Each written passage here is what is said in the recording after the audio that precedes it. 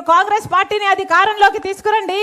MP మీద, MP vote మీద, MLA vote మీద, హస్తం గుర్తు మీద మీరు ఓటు వేయండి. మేము మాటిచ్చి చెప్తున్నాం, 10 సంవత్సరాల ప్రత్యేక హోదా వస్తుంది. పోలవరం లాంటి పెద్ద పెద్ద ప్రాజెక్టులను పూర్తి చేస్తాం. బ్రహ్మాండమైన రాజధానిని కడతాం. దుగ్గరాజుపట్నం పోర్ట్ లాంటివి పూర్తి చేస్తాం. ఏపీ రీఆర్గనైజేషన్ యాక్ట్ లోని ప్రతి అంశాన్ని పూర్తి చేస్తుంది కాంగ్రెస్ పార్టీ. అంతేకాదు కాంగ్రెస్ పార్టీని ఆశీర్వదించండి. రైతులకు 2 లక్షల వరకు రుణమాఫీ చేస్తుంది కాంగ్రెస్ పార్టీ. రైతులకు 2 లక్షల వరకు రుణమాఫీ చేస్తుంది కాంగ్రెస్ పార్టీ. ఇక్కడ ఉన్నారు అక్కలు, చెల్లెళ్ళు, అమ్మలు, మీ అందరికీ తెలుసు. ఇల్లు గడవాలి అంటే ఈ రోజుల్లో ఎంత కష్టంగా ఉందో మీకు తెలుసు. సర్కార్ ఏమైనా చేస్తుంది అంటే జగన్మోహన్ రెడ్డి గారు అమ్మఒడి అని ప్రతి తల్లికి 2 బిడ్డలకు చొప్పున 15,000 రూపాయలు ఇస్తానన్నాడు. కానీ ఇప్పుడు ఇస్తున్నది ఎంత? ఒక బిడ్డకు 15,000 మాత్రమే ఇస్తున్నారు. అంటే సగానికి సగం బడ్జెట్ కట్టు. రాజశేఖర రెడ్డి గారు ఉన్నప్పుడు 11 సరుకులు ఇచ్చారు రేషన్ సామాన్లలో. ఇప్పుడు ఎన్ని ఇస్తారు? ఎన్ని ఇస్తున్నారు? 2 2. మరేం అడుక్కుంటున్నట్టున్నారా ప్రజలు? ఎలా కనిపిస్తున్నారు మీకు ప్రజలు? అన్ని ధరలు పెరిగిపోయాయి. Petrol, diesel, గ్యాసులు. ఆర్టీసీ అయితే 4 సార్లు పెంచారు. ఎలక్ట్రిసిటీలు అయితే ధరలు 7 సార్లు పెంచారు. హౌస్ ట్యాక్సులు పెంచారు. అన్ని పెంచుకుంటూ పోయాయి, అన్ని పెరిగిపోయాయి. కానీ ఇచ్చేది మాత్రం ఎంత? ఒక చేత్తో మట్టి చెంబు ఇచ్చి ఇంకో చేత్తో వెండి చెంబు తీసుకుంటున్నారు. అదే చేస్తున్నారు. మీకు డబ్బులు ఇస్తున్నాము, బటన్ నొక్కుతున్నాము అని చెప్తున్నారు తప్పితే మీ జేబుల్లో, మీ చేతుల్లో ఏవైనా మిగులుతున్నాయా? అందుకే రాజశేఖర రెడ్డి గారు, అందుకే కాంగ్రెస్ పార్టీ ప్రతి మహిళ గురించి ఆలోచన చేసి ప్రతి పేద కుటుంబానికి భరోసాగా ఉండడానికి, మహిళ తన ఇంటిని సంతోషంగా నడుపుకోవడానికి, అందరికీ తిండి పెట్టడానికి, ప్రతి పేదింటి మహిళకు సంవత్సరానికి 1,00,000 రూపాయలు, ప్రతి నెల 8,333 రూపాయలు, అంటే సంవత్సరానికి 1,00,000 రూపాయలు ప్రతి పేదింటి మహిళ చేతిలో కాంగ్రెస్ పార్టీ పెడుతుంది. అంటే 5 సంవత్సరాలలో 5 లక్షల రూపాయలు.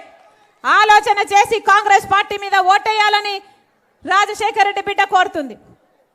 ఇక బిడ్డలకు ఉద్యోగాలు ఉన్నాయమ్మా? ఉద్యోగాలు వస్తున్నాయా? రాజశేఖర రెడ్డి గారు ఉన్నప్పుడు బ్రహ్మాండంగా చేశాడు.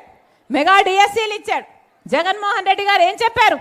ఎన్నికల మేనిఫెస్టోలో 2,30,000 ఉద్యోగాలు ఖాళీగా ఉన్నాయి, అన్ని భర్తీ చేస్తానని చెప్పాడు జగన్మోహన్ రెడ్డి గారు.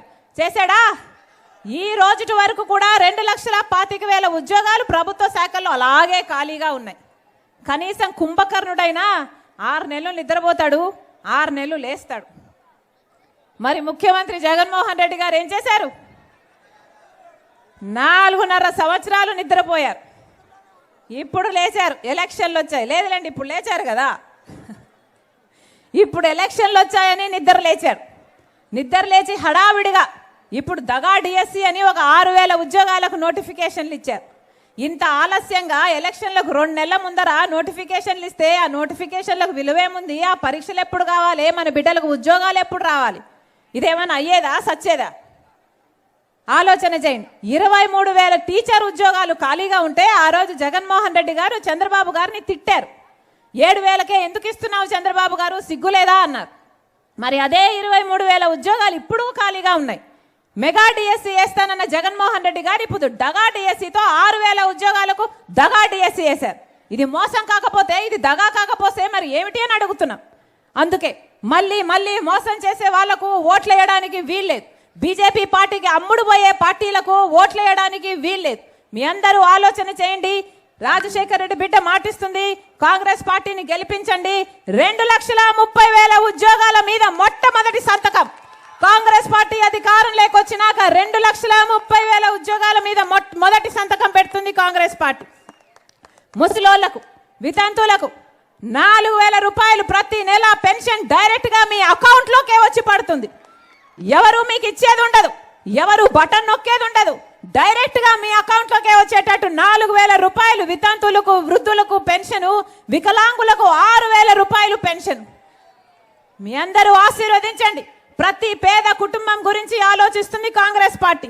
ఇల్లు లేని ప్రతి పేద కుటుంబానికి ప్రత్యేక హోదా ఇస్తామని బీజేపీ పార్టీ మాటిచ్చి వెళ్ళింది. మోడీ గారే స్వయంగా మాటిచ్చి వెళ్ళారు. మరి చంద్రబాబు గారు మొదటి 5 సంవత్సరాలు ముఖ్యమంత్రిగా ఉన్నారు.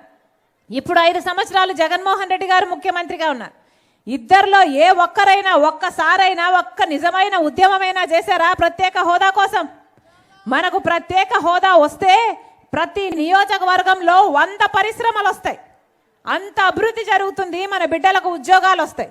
ఇద్దరు, ఒక పక్క పాలక పక్షం, ఒక పక్క ప్రతిపక్షం, చంద్రబాబు గారు, జగన్మోహన్ రెడ్డి గారు ఇద్దరు బీజేపీకి బానిసలుగా మారారు. ఒక్కసారంటే ఒక్కసారి కూడా ప్రత్యేక హోదా గురించి ఒక్క నిజమైన ఉద్యమం చేయలేదు.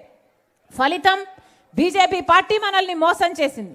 ఇద్దరు బానిసలుగా మారడంతో మనకు ప్రత్యేక హోదా రాలేదు. పోలవరం లాంటి పెద్ద పెద్ద ప్రాజెక్టులు రాలేదు. దుగ్గిరాజపట్నం పోర్టు డెవలప్మెంట్ కాలేదు. కడపలో స్టీల్ ఫ్యాక్టరీ కాలేదు. కనీసం ఒక రాజధాని, మన రాష్ట్రానికి ఒక్కటంటూ రాజధాని ఉందా? ఒక రాజధాని అయినా ఉందా? పక్కన బెంగళూరు ఉంది, చెన్నై ఉంది, ఇలాంటి ముంబై ఉంది, చుట్టుపక్కల అన్నీ ఉన్నాయి. కానీ ఆంధ్ర రాష్ట్రానికి మాత్రం ఒక్క రాజధాని కూడా లేదు. ఇది చంద్రబాబు గారికి అధికారం ఇస్తే ఏం చేశారయ్యా అంటే, జగన్మోహన్ రెడ్డి గారికి అధికారం ఇస్తే ఏం చేశారయ్యా అంటే బీజేపీకి బానిసలుగా మారారు.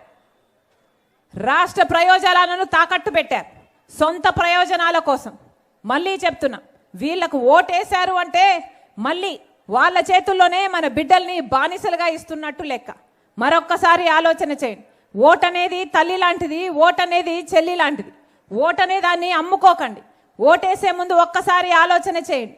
కాంగ్రెస్ పార్టీ తరఫున ఈరోజు ఎమ్మెల్యేగా రాజేష్ నాయుడు నిలబడ్డాడు. కాంగ్రెస్ పార్టీ తరఫున ఎంపీగా చింతామోహన్ గన్న గారు నిలబడ్డారు. మీరు కాంగ్రెస్ పార్టీని గెలిపించండి. రాజశేఖర్ రెడ్డి బిడ్డ మీకు మాటిస్తుంది. కాంగ్రెస్ పార్టీ గెలిచినాక 10 సంవత్సరాల ప్రత్యేక హోదా, 10 సంవత్సరాల ప్రత్యేక హోదా